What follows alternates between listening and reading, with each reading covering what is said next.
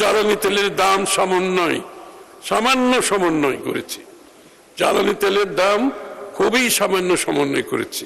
সাম্প্রতিক মধ্যপ্রাচ্যে ভূ রাজনৈতিক সংকটের ফলে আন্তর্জাতিক বাজারে জ্বালানি তেল, ডিজেল ও এলএনজির স্পট মূল্য অস্বাভাবিক বৃদ্ধি পেয়েছে।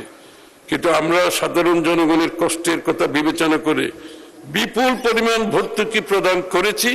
অন্যদিকে গ্যাসের সরবরাহ স্বাভাবিক ও মূল্য অপরিবর্তিত রেখেছি।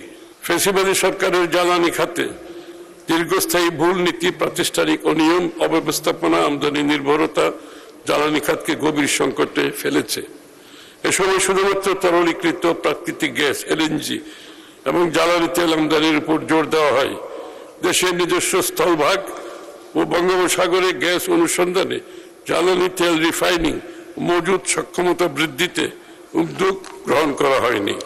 সাম্প্রতিক মধ্যপ্রাচ্যে ভূ রাজনৈতিক সংকটের ফলে আন্তর্জাতিক বাজারে জ্বালানি তেল, ডিজেল ও এলএনজির স্পট মূল্য অস্বাভাবিক বৃদ্ধি পেয়েছে।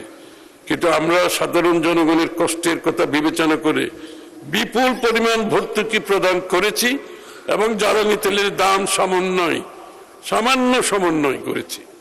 জ্বালানি তেলের দাম খুবই সামান্য সমন্বয় করেছি।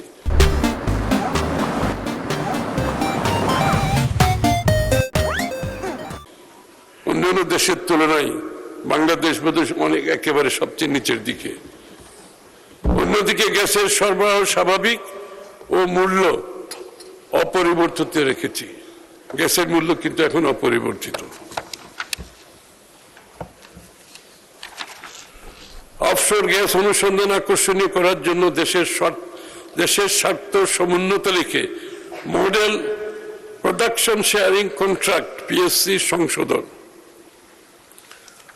জ্বালানি আমদানির ক্ষেত্রে একক উৎসের উপর নির্ভরতা কমিয়ে উৎস বহুমুখীকরণ নীতি অনুসরণ, মহেশখালীতে বিদ্যমান দুটি ভাসমান এলএনজি টার্মিনালের পাশাপাশি নতুন টার্মিনাল স্থাপনের বিষয়টি পর্যালোচনা, মহেশখালীর মাতারবাড়িতে একটি ল্যান্ড বেসড এলএনজি টার্মিনাল স্থাপনের জন্য জমি অধিগ্রহণ পরামর্শ নিয়োগের প্রক্রিয়া চূড়ান্তকরণ, জ্বালানি তেল পরিবহনে নির্মিত 601.550 কিলোমিটার পাইপলাইনের সর্বোচ্চ ব্যবহার, জ্বালানি তেল খালাসে সিঙ্গেল পয়েন্ট মোরিং চালুর উদ্যোগ গ্রহণ, চট্টগ্রাম উপকূলীয় শিল্পাঞ্চলে ধাপে ধাপে 50 লক্ষ মেট্রিক টন পরিশোধন ক্ষমতা সম্পন্ন নতুন ক্রুড অয়েল রিফাইনারি নির্মাণ।